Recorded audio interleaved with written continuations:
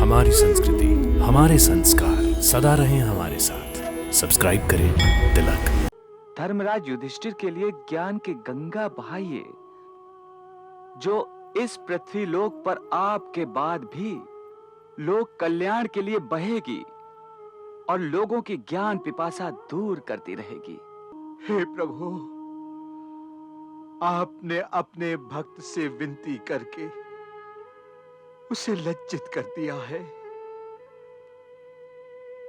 परंतु आप जिसे विनती कह रहे हैं उसे मैं आपकी आज्ञा मानकर उसका पालन करने का पूरा प्रयास करूंगा। परंतु परंतु मुझे डर है कि मेरा शरीर मेरा साथ नहीं दे रहा है। हे गंगानंदन, हे कुरुश्रेष्ठ, मैं आपकी पीड़ा दूर किए देता हूं। जब तक आप अपने धर्मराज और अन्य पांडवों को ज्ञान का अमृत पिलाते रहेंगे, तब तक आपको कोई पीड़ा नहीं सताएगी। तब तक आपकी शक्ति क्षीण नहीं होगी, तब तक आपको मूर्छा नहीं आएगी। प्रतिक्रिया तो मन का ताप है, जिसे तन के ताप की भांति 2-4 दिन में उतर जाना चाहिए। अन्यथा यदि मन निरंतर पश्चाताप में तपता ही रहे तो मन का भयंकर रोग हो जाता है। मनुष्य का मानसिक संतुलन ठीक नहीं रहता और वो किसी काम का नहीं रह जाता। विशेषकर राजा को यदि ये रोग शिकार बना ले तो सारी प्रजा पीड़ित हो जाती है।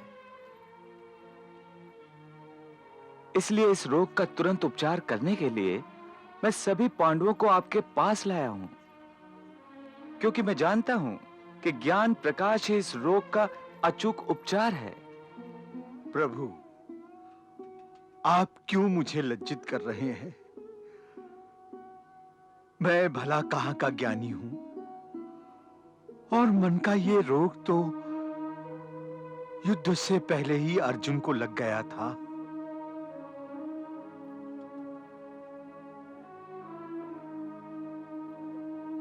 अब ये बात तो सभी जान गए हैं प्रभु कि आपने गीता के रूप में ज्ञान प्रकाश की गंगा बहाकर अर्जुन के मन के अंधकार को नष्ट किया था। फिर आपके सामने और आपके ज्ञान के सामने मैं क्या और मेरा ज्ञान क्या?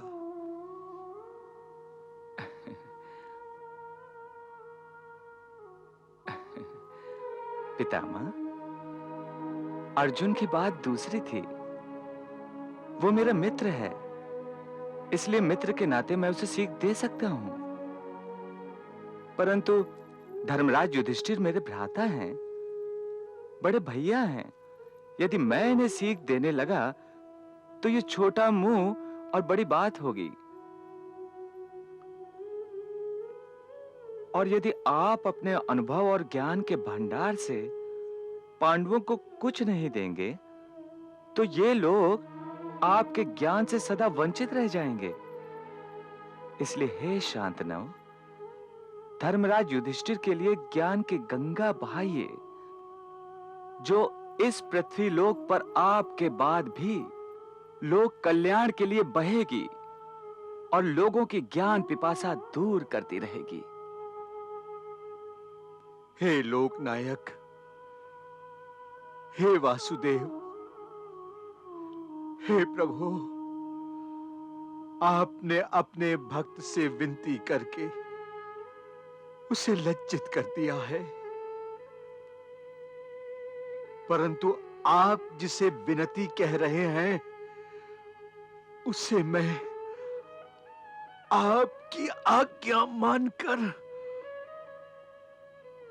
उसका पालन करने का पूरा प्रयास करूंगा। परंतु परंतु मुझे डर है कि मेरा शरीर मेरा साथ नहीं दे रहा है।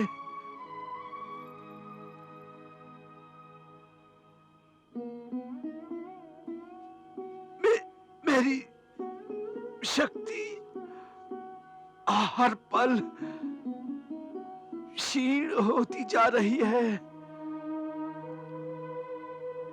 अर्जुन के इन बाणों के अग्र आ, आ, आ, आ, अब मुझे भयंकर पीड़ा देने लगे हैं प्रभु। तन बदन में आग सी लगी है। मुझे यूं लग रहा है कि मैं शरशैया पर नहीं, चिता के अंगारों पर लेटा हूं। ऐसा लगता है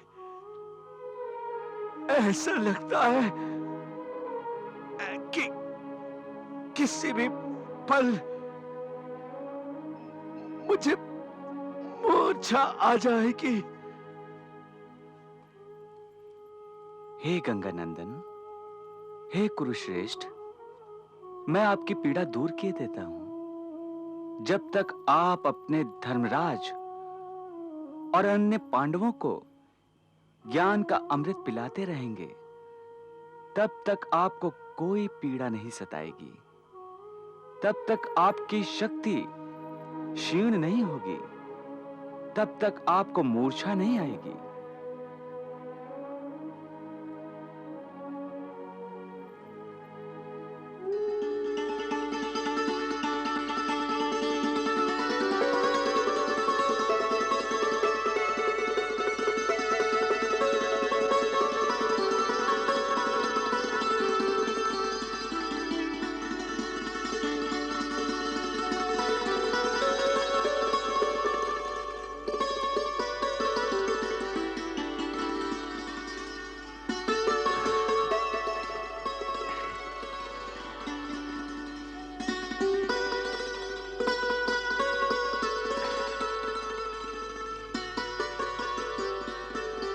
हे भक्तवत्सल,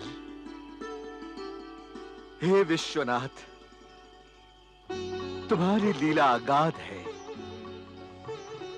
तुम्हारी कृपा दृष्टि से ही सृष्टि फलती फूलती है। मेरी सारी पीड़ा नष्ट हो गई है। अब मैं अपना ज्ञान पांडवों को निरंतर दे सकता हूं। हे पितामह, जब तक ये समस्त लोक और सृष्टि रहेगी, तब तक आपका ये ज्ञान जो आप बड़े भैया को प्रदान करने जा रहे हैं, श्रद्धा से वेद वचन माना जाएगा। अब आप ही पांडवों के गुरु बन जाइए और बड़े भैया का अज्ञान नष्ट कीजिए।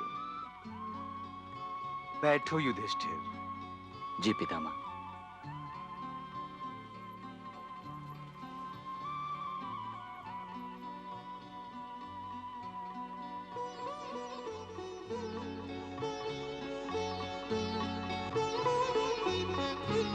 पुत्र, मैं तुम्हारे मन को गुण की तरह लगे हुए संदेह और शंकाओं के विकारों को श्री कृष्ण के आदेशानुसार दूर करने का प्रयास अवश्य करूंगा। धर्मराज, तुम इतना बड़ा राजभार संभालने जा रहे हो। तुम्हें अपनी प्रजा के लाखों दिलों और दिमागों पर राज करना है। इसलिए तुम्हारे मन और मस्तिष्क को उनसे बढ़कर होना चाहिए। पुत्र, तुम्हारे मन में जो भी संदेह या शंका भास बनकर चुभ रही है, तुम मुझसे कहो। मैं तुम्हारे मन को उसकी पीड़ा से छुटकारा दिलाने का प्रयास करूंगा। पितामह, युद्ध की हिंसा के परिणाम ने मेरे मन को ऐसे जकड़ रखा है जैसे जैसे वो किसी अजगर की चपेट में आ गया है। सबके समझाने पर भी मेरे मन से हिंसा और अपराध का एहसास मिट नहीं रहा है पितामह, मिट नहीं रहा है। पुत्र, अपने अधिकार के लिए, किसी उचित उद्देश्य के लिए या उचित प्रतिज्ञा की पूर्ति के लिए आवश्यक होने पर अधर्मियों की हत्या करना हिंसा नहीं है। पितामह, इस बात का कोई अच्छा सा उदाहरण देकर समझाइए। पुत्र, इस संबंध में सबसे अच्छा उदाहरण भगवान श्री कृष्ण का है, जो स्वयं तुम्हारे सामने खड़े हैं।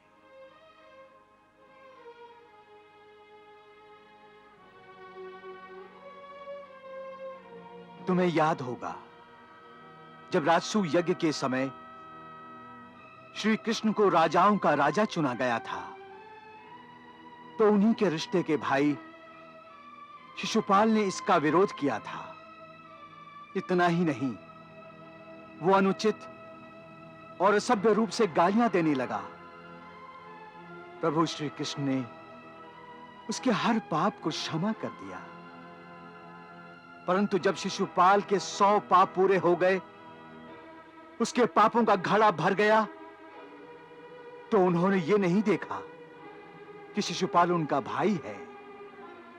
उन्होंने उसे दंड देने के लिए अपने सुदर्शन चक्र से काम लिया और उसका वध कर दिया। तुमने मुझे विवश कर दिया शिशुपाल।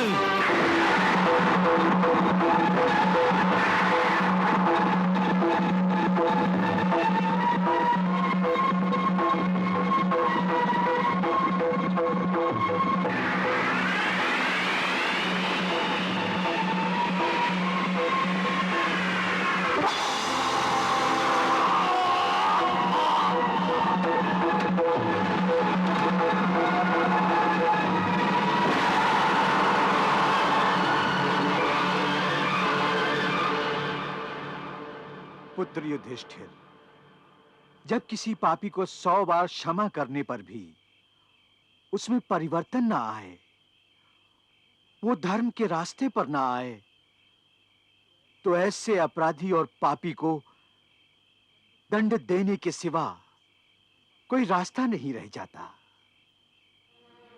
इसलिए पुत्र, तुम दंड को हिंसा समझना छोड़ दो, विशेषकर इसलिए कि अब तुम राजा हो, और राजा तो दंड नायक की निशानी के तौर पर दंड को धारण करता है। इसीलिए राजा को दंड धारक भी कहते हैं।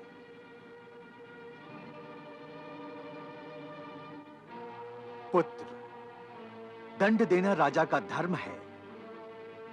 यदि राजा भावुक होकर अपना यह धर्म नहीं निभाएगा, तो राजा के दंड का भय ही नहीं रहेगा और फिर राज्य में व्यवस्था ही नहीं रहेगी। सरकारी नौकर अपने आप को राजा समझने लगेंगे। राज्य में निराज अर्थात अराजकता फैल जाएगी। जरा सोचो, प्रजा की क्या दशा होगी जब राज्य के छोटे कर्मचारी अपने सरकारी कामों को करने के लिए भी घूस की मांग करने लगेंगे। चोर, उचक्के और डाकू सरकारी कर्मचारियों की छत्र छाया में लूट मार मचाएंगे और कोई पूछने वाला नहीं होगा।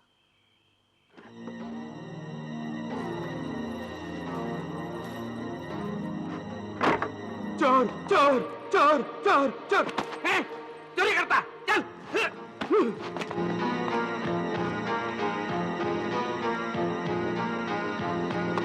चोरी करता। सरकारी प्रहरी चोर को पकड़ेंगे और माल आधा आधा बांटकर खा जाएंगे।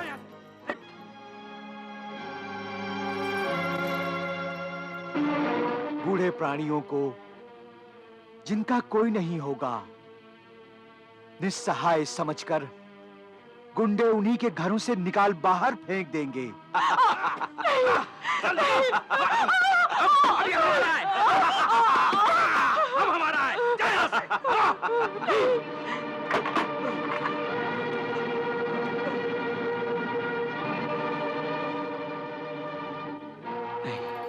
हर प्रकार का पाप निर्भय होकर किया जाएगा। नारी की लाज तक सुरक्षित नहीं होगी। उन्हें सभाओं में निर्वस्त्र किया जाएगा।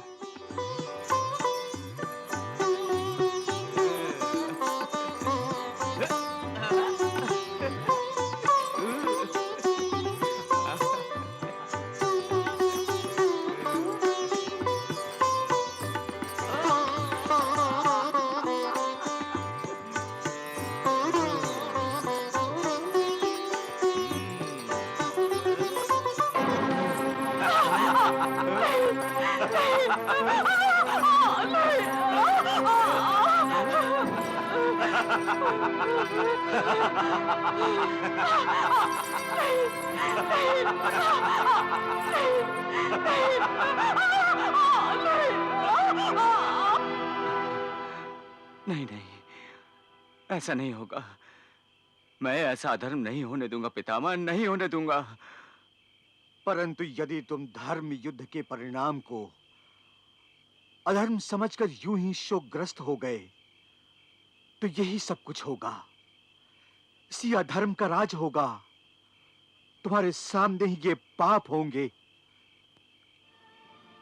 क्योंकि राजा का भय ही किसी को नहीं होगा। नहीं नहीं पितामह, नहीं। अब मैं ऐसा नहीं होने दूंगा, ऐसा नहीं होने दूंगा। आपने मेरी आंखें खोल दी हैं।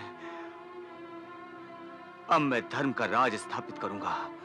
हाँ पितामह, अब मैं धर्म का राज स्थापित करूंगा।